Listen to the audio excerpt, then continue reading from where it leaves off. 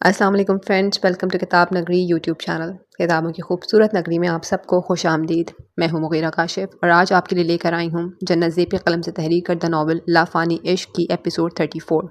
Episode को शुरू करने से पहले हमारी वीडियो को लाइक कर दें, चैनल सब्सक्राइब कर दें और बेल आइकन ज़रूर क्लिक कर दीजिए। तो चलें शुरू करते हैं। हाथ के बता देने के बाद वो वक्त ज़ाया किए बगैर फ़ौरन पिंडी के लिए निकला और तकरीबन 3 घंटे की ड्राइव के बाद हाथ के घर के बाहर मौजूद था। जहाँ बेल बजाए वो बेसब्री से दरवाज़ा खुलने का इंतज़ार कर रहा था, मगर अफसोस कि दरवाज़ा नाज की जगह अतहर साहब ने खोला, जिस पर उसका मुंह उतरा। अस्सलाम वालेकुम। वालेकुम अस्सलाम। अरे बेटा आओ, अंदर आओ, मैं तुम्हारा ही इंतज़ार कर रहा था। हाथ ने बताया तुम नाज को लेने आने वाले हो, आओ बैठो। पुरखुलूस अंदाज में मुस्कुराते हुए अतहर साहब ने उसका इस्तकबाल किया और अंदर लाकर सोफे पर बैठने का कहा, जो उनके खुलूस पर कुछ शर्मिंदा सा हो गया, क्योंकि ख़ुद तो उसने कभी मिलना तो दूर उन्हें बैठने तक की दावत नहीं दी थी, बल्कि सिर्फ एक बार अचानक उनसे मुलाकात में उसने साफ लफ्ज़ों में इनकार कर दिया था कि नाज का उनसे कोई ताल्लुक़ नहीं। यही वजह थी कि अब उनके खुलूस पर वो शर्मिंदा हो रहा था। कुछ पियोगे बेटा, चाय कॉफ़ी या कुछ और? नहीं, इसकी ज़रूरत नहीं। नज़रों को यहाँ वहाँ उसकी तलाश में घुमाए उसने सरसरी से इनकार किया कि वो उसकी निगाहों की तलाश को समझकर हल्का सा मुस्कुराए। नाज ऊपर अपने कमरे में, जाओ जाकर मिल लो, मैं तब तक रात के खाने का इंतज़ाम करता हूँ। उसे नाज के बारे में बताए वो किचन की तरफ चले गए, जबकि वो खुद फ़ौरन उठा और तकरीबन 2-2 सीढ़ियाँ फलांगते हुए ऊपर की तरफ आया, जहाँ 3 कमरे थे, जिनमें 2 के दरवाजे बंद और एक खुला था, मतलब वो वहीं होगी। इसीलिए वो फ़ौरन उसी कमरे में चला आया, जहाँ उसकी तवक्को के ऐन मुताबिक वो वहीं बेड पर उल्टी पुल्टी कोहनियों के बल चेहरा हाथों पर टिकाए नावल पढ़ने में मसरूफ़ थी। जिंक कलर के रेडीमेड सूट में खुले बालों के साथ लेटी वो दोनों पैरों को आपस में हल्का हल्का हिला रही थी। बाल खुले होने की वजह से कुछ उसकी कमर पर और कुछ दोनों तरफ आगे को उसके चेहरे पर लहरा रहे थे, जिन्हें वो उंगली में लपेटकर बड़ी ही महवियत के साथ नावल पढ़ने में मसरूफ़ थी कि उसकी मौजूदगी तक महसूस न कर पाई। और वहीं उसको उसकी इस कदर महवियत और रिलैक्स अंदाज पर अरमान की आंखों में चुभन हुई। कहाँ वो इतने दिनों से उसकी दूरी पर बेचैन था और कहाँ उसकी बीवी सुकून से सब फरामोश करके नावल पढ़ रही थी। कई लम्हे वो खामोशी से वहीं खड़ा उसको देखता रहा, लेकिन उसके बावजूद जब उसकी महवियत ना टूटी तो खुद ही गुस्से से आगे बढ़ा, उसके करीब बेड पर आकर बैठा और तकरीबन बाजू से खींचकर उसका अपनी तरफ किया, सीधा किया उसके होंठों पर झुका कि वो बेचारी अचानक किसी के खींचने पर बुरी तरह घबराकर चीखती कि उसकी चीख हलक में ही दम तोड़ गई, जबकि वो इंतहाई शौक में उसे अपने होंठों पर झुका देख रही थी, जो इतने दिनों बाद उसके अपने करीब महसूस करके बेखुद हुआ। उसके नाजुक होंठों से सैराब हुए वो फिर पूरी तरह बहका, जबकि अपनी रुकती सांसों पर होश में आए नाज ने उसके कंधों पर दबाव डालकर उसे खुद से परे हटाने की कोशिश की, जिसके बदले में अरमान ने उसके दोनों हाथ अपने हाथों में कैद किए और मज़ीद शिद्दत अपने लम्स में पैदा की कि वो नाजुक जान उसकी इस कदर शिद्दत से पूरी तरह बदहवास हुई आंखें बंद की कि मधब बढ़ती सांसों पर उसकी आंखों से आंसू रवा हुए। लेकिन उसके बावजूद अरमान पीछे नहीं हटा, बल्कि तब तक अपने लम्स की शिद्दत उसके होंठों पर कायम रखी जब तक इन 6 दिनों की तड़प और बेचैनी वो सांसों के जरिए उसकी सांसों में नहीं घोल चुका था। जब जी भरकर उसकी सांसों को खुद में उतार लेने के बाद उसे चैन मिला तो आखिरकार उसने उसके होंठों को रिहाई बख्शी, जो यकदम सांस मिलने पर आंखें बंद करके गहरे गहरे सांस भरने लगी। उसको यूं सांस भरते देख अरमान की आंखों में सुरूर उतरा, जिस पर वो एक बार फिर चुका और इस बार आराम से अपनी सांसें उसे देते हुए उसकी सांसों को बहाली बख्शने लगा। जो उसकी सांसें मिलने पर दोनों हाथ उसके चेहरे पर रखकर बेताबी से उसके लम्स में उसका साथ देती अपनी सांसें हमवार करने लगी कि अरमान उसकी इस कदर बेताबी पर मसरूर हुआ। आप हमें मारने वाले थे मान। जब सांसें कई हद तक बेहाल हुई तो वो नम आंखों से उसकी तरफ देखती खफगी से बोली, जो उसकी इस खफगी पर गहरा मुस्कुराया। मारने नहीं वाला था, बल्कि एहसास दिला रहा था कि बिल्कुल इसी तरह आपकी दूरी पर मेरी सांसें भी रुक गई थीं। पुरशोक निगाहों से उसके बहते आंसू साफ कर उसने मखमूल लहजे में जवाब दिया कि नाज उसको देखती रह गई। आपकी सांसें रुक गई तो क्या आप मेरी सांसें भी रोक देंगे? आंखों में आंखें डालकर सवाल किया गया। बिल्कुल, अगर आप मुझसे दूर जाने की कोशिश करेंगी तो हाँ। अरशान सुल्तान आपकी सांसें खुद रोक देगा, मगर याद रखें आपको खुद से दूर जाने की इजाज़त हरगिज़ नहीं देगा। इस बार वो इंतहाई शिद्दत से बोलता उसकी गर्दन में चेहरा छुपा गया, जबकि उसकी शिद्दत और बात दोनों पर नाज ने झुरझुरी ली। संडे होने की वजह से आज वो सभी लोग घर में मौजूद थे, जबकि अरमान भी नाज को रात में ही वापस ले आया था। इसलिए इस वक्त वो सभी दोपहर के वक्त बाहर लॉन में ठंडी हवा का मजा ले रहे थे। आज मौसम काफ़ी खुशगवार था। आसमान पर काले बादलों के साथ साथ ठंडी हवा भी चल रही थी, जिसका मज़ा वो पूरा ख़ानदान एक साथ बातें करते हुए ले रहे थे। आज तो खुशकिस्मती के साथ आयरा भी उन लोगों के साथ मौजूद थी, वरना जब से उसका अपना हॉस्पिटल बना था तब से वो संडे को भी ऑफ नहीं करती थी। हाँ ना आयरा भाभी, आपको पता है वहाँ इतना मज़ा आया कि मत पूछें। और तो और हमने बाबा के साथ बहुत सारी जगह घूमी। अगर कल मान हमें लेने ना आते तो आज मैं और बाबा मर ही जाने वाले थे, मगर हमें ये वापस ले आए। उन सबको इतने दिनों के बाद अपनी सारी डिटेल्स हर्फ पर हर्फ बताते हुए आखिर में वो अरमान के वापस ले आने पर कुछ अफसरदा भी हुई, जिस पर अरमान ने उसकी शिकायत पर आंखें घुमाई, जबकि बाकी सब उसके क्यूट से फेस एक्सप्रेशंस पर महज हंस ही दिए। कोई बात नहीं नाज भाभी, आपकी इस उदासी का एक हल है मेरे पास। सुहान की बात पर वो फ़ौरन उसकी तरफ मुतवज्जे हुई कि न जाने क्या हल बताने वाला है वो। हम सब एक काम करेंगे कि गर्मियों की छुट्टियों में जब सब फ्री हुए तो एक फ़ैमिली टूर नॉर्दर्न एरियाज़ का करेंगे। इससे आपकी उदासी भी दूर हो जाएगी और हमारा एक साथ फ़ैमिली टूर भी हो जाएगा, ठीक है ना? नॉट बैड, या बुरा आइडिया तो नहीं। गर्मियों की छुट्टियों में जब हमें और आप सबको छुट्टियाँ होंगी ना, तो हम सब ज़रूर जाएंगे, ठीक है ना मान? आप हमें लेकर जाएंगे ना? उसकी बात पर पुरजोश हुए उसने निहायत मासूमियत से अरमान से भी पूछा, जो उसकी खुशी की खातिर खुद को कुर्बान कर देने को तैयार था। भला उसकी छोटी सी खुशी पर इनकार कैसे करता? इसलिए मुस्कुराते हुए हाँ कर गया कि नाज के चेहरे पर मजीद खुशी पैदा हुई और इसी खुशी में न जाने वो उन सबको अपने इतने दिनों की कौन कौन से किस्से सुना सुनाकर हंसाने लगी। शाम के वक्त किचन में खड़ी वो बड़ी ही इन्हमाक के साथ रात के खाने की तैयारी कर रही थी कि तभी अरशान भी उसकी तलाश में वहीं आया और उसके अपने काम में मशगूल देख उसकी आंखों में शरारत उतरी। दबे पांव चलते हुए वो ऐन उसके पीछे खड़ा हुआ और अचानक पीछे से उसकी गर्दन बाजू बांधे कि अपनी महवियत और उसकी अचानक हरकत पर डर के मारे दुआ का प्यास काटता हाथ कपकपाया और उंगली पर हल्का सा कट लग गया, जिस पर वो दर्द से कराही और वो जो शरारत करने वाला था शरारत की जगह उसकी कराह पर फौरन परेशान हुआ। दुआ इधर दिखाएं यार, आई एम सॉरी, मैं बस वो यहाँ आए। इधर उंगली से निकलते खून को देखकर वो हड़बड़ा ही गया और इसी हड़बड़ाहट में जल्दी से उसका हाथ पकड़कर सिंक के पास आया और टूटी चलाकर पानी डालने लगा, जबकि वो दर्द को भुलाए उसकी हड़बड़ाहट देख रही थी, जो इस कदर परेशान था जैसे न जाने कितनी ज़्यादा चोट लग गई हो। आई एम सॉरी यार, मैं बस आपको डराने वाला था, मुझे नहीं पता था ये चोट लग जाएगी। I am really sorry, I am sorry यार। कोई बात नहीं अरशान, हल्का सा कट है, ज़्यादा नहीं, आप इतना परेशान मत हो और बार बार सॉरी तो मत बोलें, देखें खून रुक गया है। उसकी परेशानी को कम करने की खातिर वो हल्का सा मुस्कुराते हुए बोली और साथ टूटी बंद करके उंगली उसके सामने की जहाँ से खून निकलना अब बंद हो गया था। लेकिन उसके बावजूद उसकी नदामत कम ना हुई। आखिर उसकी वजह से उसे चोट लग गई थी, ये कोई छोटी बात थोड़ी थी। ये क्या करने लगे हैं आप? उसको दोबारा छुरी पकड़ते देख उसके करीब आई, छुरी खुद पकड़ते हुए पूछने लगा, क्या मतलब? क्या प्यास काटने लगी थी? खाना बनाना है ना? इंतहाई मासूमाना अंदाज में उसे उसकी बात का जवाब दिए उसने उसके हाथ से छुरी पकड़नी चाहिए, मगर अरशान ने छुरी शेल्फ पर फेंक दी और उसका हाथ पकड़कर बाहर लाउंज की तरफ आ गया कि वो ना समझी से उसको देखती रही। अरशाना, मुझे यहाँ क्यों ले आए? मुझे खाना बनाना था, वक्त देखें। चुपचाप यहाँ बैठे, आपको कोई खाना वाना नहीं बनाएंगी। और यहाँ देखें। अपनी उंगली इसको सोफे पर बिठाने के बाद वो उठा, साइड टेबल में मौजूद फर्स्ट एड बॉक्स निकाला और उसके पास आकर उंगली पर बैंडेज करते हुए काम करने से साफ इनकार किया। जो उसके इनकार पर मुंह खोले उसे देखने लगी। खाना नहीं बनाऊंगी मतलब ये कि आपके हाथ पर चोट लगी है, इसके बाद आप भला खाना कैसे बनाएंगी? उसकी बात का जवाब अरशान ने फ़ौरन दिया। अरशान, ये सिर्फ मामूली सा कट है, अब इस मामूली से कट की वजह से जो भी है दुआ, मैंने कह दिया तो कह दिया। आप नहीं बनाएंगी मतलब नहीं बनाएंगी, समझी? और रही खाने की बात, तो आपके हिस्से का खाना मैं बना दूंगा, बस बात ख़त्म। सख्ती से उसकी बात बीच में काट उसने साफ लफ्ज़ों में मना करने के बाद खुद खाना बनाने का भी बोला, ताकि वो कुछ बोले ना, मगर उल्टा उसका मुंह ज़्यादा हैरानगी से खुला, ये सोच कर कि वो खाना बनाएगा। लेकिन अरशान, आप भला खाना कैसे बनाएंगे? आपको खाना बनाना आता है? आता नहीं है, लेकिन मैं बना लूँगा, आप परेशान मत हो और चुपचाप यहीं बैठी रहें, समझी? क्या हुआ भैया, आप मेरी भाभी पर इतनी सख्ती क्यों कर रहे हैं? अरशान को सख्ती से दुआ को तंबीह करते देख जुहान उन दोनों के पास आए पूछने लगा, जबकि उसके साथ ही अनुषा और मन्नत भी अंदर आई। लें, जुहान भी आ गया, ये मेरी हेल्प कर देगा। क्यों जुहान? जवाब देने की बजाय उल्टा अरशान ने उसकी तरफ इशारा करके दुआ को बेफिक्र करना चाहा, जबकि जुहान ने ना समझी से कंधे झुकाकर अरशान से ये जानना चाहा कि वो क्या हेल्प करने वाला है उसकी। कौन सी हेल्प, कैसी हेल्प, कोई मुझे भी बताएगा? कुछ नहीं, तुम्हारी भाभी के हाथ पे चोट लग गई है तो बस अब रात का खाना ये नहीं मैं बनाऊंगा और उसमें मेरी हेल्प तुम करोगे। बड़े ही सादा लहजे में सारी डिटेल जुहान के गोश गुजार कर अरशान खामोश हुआ, मगर उसकी बात सुनकर जुहान ने यूं आंखें घुमाई जैसे ये पूछ रहा हो, आया वो मजाक कर रहा है कि भला खाना बनाना और वो भी जुहान सुल्तान? नामुमकिन।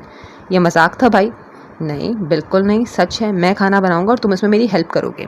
उसी सादा अंदाज में अरशान ने एक बार फिर जवाब दिया कि अब की बार जुहान की आंखों के साथ मुंह भी खुला, जबकि अरशान की बात और जुहान के फेस एक्सप्रेशंस को देख अनुषा और मन्नत दोनों को हंसी आई। उसकी कोई ज़रूरत नहीं है भाई, आप रहने दें, मैं और मन्नत दोनों मिलकर खाना बना लेंगी। जुहान पर रहम खाएं। अनुषा ने अपनी खिदमत पेश की। नहीं, बिल्कुल नहीं, खबरदार, अगर आप किचन में जाने का तो दूर ऐसा कुछ सोचा भी, कोई खाना वाना नहीं बनाएंगी आप। जल्दी से उसके करीब आए जुहान ने साफ लफ्ज़ों में मना किया कि वो बेचारी उसके इस कदर शदीद रद्द-ए-अमल पर घबरा ही गई। तो ठीक है, फिर अनुषा की जगह तुम मेरी हेल्प करवा दो। क्या हुआ, आप सब किस बात पर बहस कर रहे हैं? इन सब की बहस पर अंदर आते हुए आयरा भी पूछने लगी और उसके पीछे ही एक एक करके बाकी सब भी अंदर आ गए कि अरशान ने उन सबको भी बताया कि आज का खाना वो और जुहान दोनों मिलकर बनाएंगे, जिस पर और कोई हो ना हो दामिर सुल्तान ज़रूर हैरान हुए थे, लेकिन फिर सिर्फ हंस दिए, क्योंकि ये तब्दीली भी सिर्फ उनकी अपनी बहुओं की वजह से थी जो उनके नकचढ़े बेटों में रोनमा हुई थी। ये तो अच्छी बात है, बल्कि हाथ आप इन दोनों की मदद क्यों नहीं करते? आपको तो खाना बनाना आता है ना? वो जो जाकर आराम से सोफे पर बैठने वाला था अपनी महबूब बीवी की गुहार अफसाने पर यकदम उसकी तरफ देखने लगा, जो मुस्कुराते हुए उसी को देख रही थी। रहने दे भाभी, हाथ भाई को खाना बनाना नहीं आता, मैं और जुहान संभाल लेंगे। चलो जुहान। अरे नहीं, किसने कहा हाथ को खाना बनाना नहीं आता है? इनको खाना बनाना आता है। बल्कि जितने दिन मैं और हाथ तुर्की में रहे, रोज़ाना मेरे लिए नाश्ता हाथ खुद ही बनाते थे। हाथ आपने बताया नहीं इन सबको? अरशान के जवाब पर उसने फ़ौरन इनकार करते हुए इन सभी को बताया कि कैसे हाथ ने उसके लिए रोज़ाना नाश्ता बनाया था। मगर जहाँ उसकी डिटेल बताने पर हाथ ने पहलू बदला, वहीं इन चारों भाइयों ने यूं आंखें फाड़कर अपने हिटलर जल्लाद भाई की तरफ देखा, जैसे उन्हें यकीन ही ना आया हो कि उनका भाई खाना भी बना सकता है। अपना मुंह बंद करो और किचन में चलो, और तुम दोनों भी जल्दी मेरे पीछे आओ। उन सब की नज़रों से बचने की खातिर वो अपनी खजालत कम करने की खातिर जुहान और अरशान के साथ साथ अरमान और फैज़ान को भी अपने पीछे आने का हुक्म दे खुद किचन की तरफ चला गया, जिस पर चारों नाचार अरशान और जुहान के साथ साथ अरमान और फैज़ान को भी जाना पड़ा, वरना यकीनन उनका हिटलर भाई हिटलर भी बन जाता। जबकि इन सब की बेचारी शक्लों और हाथ की खजालत पर वो पाँचों भी हंसते हुए वहीं दामिर सुल्तान के साथ बैठकर बातों के साथ इंतज़ार करने लगी कि न जाने आज क्या बनेगा। यार भाई, रोटी ऐसे थोड़ी बनाते हैं, हाथों पर हल्का हल्का दबाव डालें, वरना ऐसे तो बार बार चिपक जाएगी। 2 घंटों की कोशिश और मेहनत के बाद उन सब ने सालन में अचार गोश्त और मटर कीमा बनाया था, मगर असल मेहनत तो अब उन पांचों को गोल रोटी बनाने में लग रही थी, क्योंकि सालन तो रो धोकर वो लोग हाथ की मदद से बना चुके थे। मगर अब मसला रोटी का था, क्योंकि रोटी हाथ को भी बनानी नहीं आती थी। इसलिए पिछले आधे घंटे से वो चारों एक एक करके अपनी तरफ से कोशिश कर चुके थे, मगर मजाल थी कि किसी ने भी कोई ढंग की रोटी बनानी तो दूर बेली भी हो। अगर तुम्हें इतना ही मसला हो रहा है तो खुद बना लो। बेलने को पटकने के अंदाज में शेल्फ पर रख फैज़ान ने कुड़ते हुए से खुद ही बनाने का कहा, जो बार बार उसे टोक देता। हाँ तो कब से बोल तो रहा हूँ कि मुझे बनाने दे, मगर आप सब हैं कि नहीं खुद ही 30 मार खान बन रहे थे। ज़बान की जगह अगर तुम अपने हाथ चलाओ तो ज़्यादा बेहतर होगा जुहान सुल्तान। उसको आंखें दिखाए फैज़ान पीछे हटा कि उसने भी नाक चढ़ाई। कर रहा हूँ, बेफिक्र रहें, आप सबसे तो बेहतर ही बनाऊंगा। उन चारों को बारी बारी देख उसने बेलना उठाया और चकले पर मौजूद बेली हुई आड़ी तिरछी रोटी उठाकर साइड पर रखी और नए आटे का अच्छे से गोल पेड़ा बनाकर बेलने लगा कि वो चारों बड़े ही ध्यान से उसको रोटी बेलते हुए देख रहे थे, जैसे न जाने दुनिया का ऐसा कौन सा अनोखा काम वो सरंजाम दे रहा हो। जबकि गोल रोटी बन जाने पर जुहान का अपना अंदाज ऐसे ही था जैसे सच में कोई अनोखा काम वो कर चुका हो। गोल रोटी बेलने के बाद उसने बहुत अच्छे से रोटी को तवे पर डाला और तेज़ आंच पर हल्के हल्के सेकने लगा कि रोटी फूलने के साथ काफ़ी नरम भी बनी, जिस पर उसने आंखों में चमक और इतरा कर उन चारों की तरफ देखा जिन्होंने उसे ऐसे इग्नोर किया जैसे देखा ही ना हो। देखा कितनी अच्छी रोटी बनाई है मैंने, अगर आप सब पहले मुझे बनाने देते तो कब की बन जाती। अपने कंधों को इतराते हुए उसने रोटी प्लेट में रखी कि इन चारों ने आंखें घुमाई। ठीक है, अब ज़्यादा बोलो नहीं और जल्दी से बाकी सब रोटियां भी बनाओ। हाथ हवा में लहराकर ठीक है कहते हुए हाथ ने उसे बाकी रोटियां बनाने का भी कहा कि इतनी सारी रोटियां बनाने पर जुहान की आंखें फटी। क्या मतलब मैं बनाऊं? अच्छी बनी है तो इसका मतलब ये थोड़ी कि मैं बनाऊंगा, आप सब भी तो मेरे साथ हैं, खुद बनाएं। बेलने को वापस शेल्फ पर रखते हुए उसने हाथ लहराकर साफ इनकार किया, मगर बदले में हाथ की पड़ने वाली घुड़ी पर हलक तर करते हुए उसने मासूम सी रोंदू शक्ल बनाकर चुपचाप बेलना पकड़ा और जलते करते बाकी की रोटियां भी बनाने लगा। जबकि वो चारों उसके यूं सर पर खड़े होकर तब तक पहरा देते रहे जब तक मुकम्मल रोटियां बन नहीं गईं, जैसे अगर वो हटे गए तो जुहान सुल्तान फरार हो जाएगा। ठीक 3 घंटे बाद उन पांचों ने खाना डाइनिंग टेबल पर लगाकर उन सभी को आने का कहा, जो आकर टेबल पर बैठी। और आयरा के अलावा आज पहली बार उन पांचों के साथ साथ दामिर सुल्तान और मन्नत ने भी अपने भाइयों के हाथ का खाना खाया, जो बहुत ज़्यादा अच्छा ना सही मगर इतना बुरा भी नहीं था। लेकिन खाना चाहे जैसा भी था, इन सभी के शौहरों ने इतनी मोहब्बत और प्यार से बनाया था कि उन सभी हल्की फुल्की तारीफ़ भी करती थी। खाना तो आप सब लोग जैसे तैसे बना चुके हैं, तो अब ज़रा जाकर इसी तरह अपना फैलाया हुआ गंद भी समेट दें। खाना मुकम्मल करने के बाद जब वो चारों बर्तन रखने किचन में गई तो किचन की हालत देखकर एक बार उन सभी के मुंह हैरत से खुले, क्योंकि किचन में हालत बिल्कुल ऐसी थी जैसे वहाँ पर जलजला आया हो या फिर कोई जंग लड़ी गई हो। हर चीज़ यहाँ वहाँ गिरी पड़ी, गंद, सब्जियों के छिलके, आटा और न जाने क्या क्या बिखरा पड़ा था। जिस पर आयरा ने बाहर आते हुए इन सभी की तरफ देखकर हल्का सा मुस्कुराकर कहा कि इन पाँचों ने ना समझे उसकी तरफ देखा। क्या मतलब भाभी? सवाल अरशान ने किया। मतलब ये मेरे प्यारे देवर जी के खाना बनाते हुए जो जंगे अजीम आप पांचों भाई किचन में छेड़कर आए हैं, अब उसे जाकर समेट भी दें। उसी सादा अंदाज में दोबारा बोलते हुए वो आकर अपनी जगह पर बैठी कि हाथ ने यूं आईब्रोज उचकाकर उसकी तरफ देखा, जो पहले खाना बनाने में ऐसा फंसा चुकी थी और अब सफाई करने का भी बोल रही थी। जबकि और किसी की ना सही मगर जुहान की सांस हलक में ज़रूर अटकी, क्योंकि अच्छे से जानता था कि अगर ऐसा हुआ तो शामत उसी की आएगी। आयरा भाभी, इसकी क्या ज़रूरत है, भला सुबह मुलाजमा आएगी तो सब समेट देगी। बड़े ही मासूमाना मुस्कुराहट के साथ जुहान ने ऐसा मशवरा दिया जिस पर उल्टा आयरा मुस्कुराती। क्यों, वो सारा गंद मुलाजमा ने फैलाया है क्या जो वो समेटेगी? बिल्कुल आयरा भाभी ठीक कह रही हैं, किचन में इतना सारा गंद आप सब ने डाला है तो आप सब खुद ही जाकर साफ करें। आयरा के बाद नास ने भी हाथ झलाकर अपनी राय दी, जिस पर हाथ के साथ साथ अरमान ने भी अपनी छोटी सी बीबी को देखा जो ज़ोर और शोर से आयरा की साइड ले रही थी। मेरे ख्याल में आयरा भाभी की बात ठीक है, जब गंद आप सभी ने डाला है तो समेटना भी आप सभी को चाहिए। अब की बार साइड दुआ ने भी ली कि उन दोनों के साथ साथ अरशान ने भी दुआ को देखा, जो बोलकर अब चुप हो गई थी। क्या मुझे ऐसे मत देखें, आप तीनों की बीवियों ने आप तीनों को कहा है अगर मेरी बीवी मुझे बोलेगी तो मैं भी चला जाऊंगा। उन तीनों को अपनी तरफ देखते पाकर जुहान ने फ़ौरन हाथ जलाकर मामला अनुषा पर डाला, जो चुप ही रही। अगर आप सब लोग आज की रात अपने अपने कमरों से बाहर नहीं गुजारना चाहते तो बेहतर होगा बिना कोई बहाना बनाए चुपचाप जाकर अपना फैलाया हुआ गन समेटें, वरना आज की रात आप पांचों भाइयों को एक साथ बाहर लाउंज में ही गुजारनी पड़ेगी। उन पांचों के एक्सक्यूज़ेस पर आयला ने धमकी से काम लिया, जिस पर सबसे पहले शराफत का मुजाहरा करते हुए हाथ उठा और उसके पीछे अरशान, अरमान और फैज़ान भी, जबकि इन चारों के उठ जाने पर रोते धोते जुहान को भी उठना पड़ा। और बस फिर ठीक 10 मिनट बाद सुल्तान मैशन के किचन का मंजर कुछ ऐसा था कि घर का सबसे बड़ा बेटा यानी हास सुल्तान शहाना अंदाज में कुर्सी पर बैठा अपने चारों भाइयों पर हुक्म चलाने के साथ उन सभी को इंस्ट्रक्शंस भी दे रहा था, जिसको फॉलो करते हुए अरशान सुल्तान एक एक करके सारे बर्तन बाहर से उठाकर सिंक में रख रहा था, जबकि अरमान सुल्तान हाथ में कपड़ा पकड़कर शेल्फ और उन पर गिरे गन को साफ कर रहा था। फैज़ान सुल्तान के हाथ में झाड़ू था, जिसे वो ज़मीन पर बिखरे सारे गन को इकट्ठा कर रहा था, और जुहान सुल्तान सारे बर्तन धोने में मसरूफ़ था, जबकि दिल में वो अरशान को रच रच के कोस रहा था, जिसकी वजह से उसे इस मुसीबत में फंसना पड़ा, और साथ साथ अपने बाकी भाइयों को भी कोस देता, जो छोटा होने की वजह से खूब उस पर चढ़ाई करके सारा काम उसी से करवा रहे थे। बातों से फ्री होकर महरमा कमरे में आई तो सामने उसे बेड पर लेटे पाया, जो शायद थकन की वजह से ऐसे ही लेट गया था। उसकी थकन का एहसास कर वो दोबारा बाहर निकली और तकरीबन 10 मिनट बाद वापस आई तो हाथ में 2 चाय के मग थे। फैज़ान, उसने आंखें खोलकर उसकी तरफ देखा, जो हाथ में चाय का मग पकड़े खड़ी उसके उठने का इंतज़ार कर रही थी। थैंक यू यार, कसम से इस वक्त इसकी अशद ज़रूरत महसूस हो रही थी। उठकर बैठते हुए उसने मग पकड़ा और घूंट लगाने के बाद उसका शुक्रिया भी अदा किया, जो हल्का सा मुस्कुराकर उसके साथ ही दूसरी तरफ अपनी जगह पर आकर बैठी और चाय पीने लगी। वैसे सच में हौसला है आप औरतों का, जो रोज़ाना किचन को संभाल लेती हैं, वरना आज पहली बार किचन में जाकर खाना बनाते हुए जो हाल हम सबका हुआ है, इस पर तो कसम से पनाह ही मांगनी चाहिए। खाना बनाना इतना मुश्किल होता है, मुझे तो मालूम ही नहीं था। इतना मुश्किल भी नहीं है, बस आपने पहली बार बनाया है ना, इसलिए मुश्किल लगा, वरना एक बार बनाने लग जाओ तो मज़ा आता है। उसकी बात पर मुस्कुराते हुए मेहमान ने जवाब दिया और अपनी चाय ख़त्म करके मग साइड टेबल पर रखा। हाँ ये तो है, लेकिन खैर मेरी पनाह जो मैं दोबारा खाना बनाना दूर किचन में भी जाऊँ।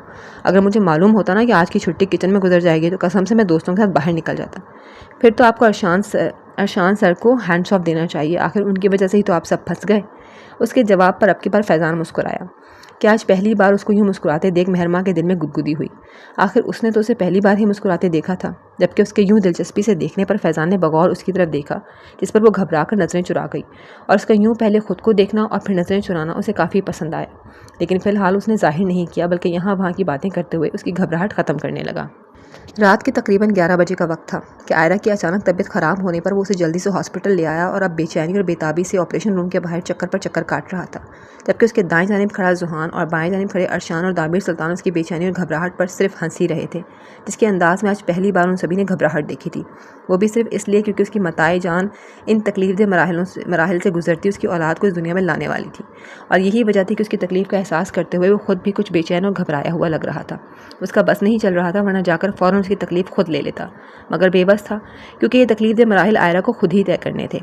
अभी उसे इसी बेचैनी में न जाने और कितना वक्त गुजरता कि तभी 2 आदमी सोल्जर्स मुकम्मल यूनिफॉर्म में मलबूस चलते हुए उसके पास आए और एक साथ सैल्यूट और सलाम किया, मगर उन दोनों की अचानक आमद पर वो और बाकी हैरान ज़रूर हुए थे। अस्सलाम वालेकुम सर। वालेकुम अस्सलाम, तुम दोनों यहाँ, सब खैरियत है? Yes sir, colonel Wahab Baig ने आपके लिए पैगाम भेजा है।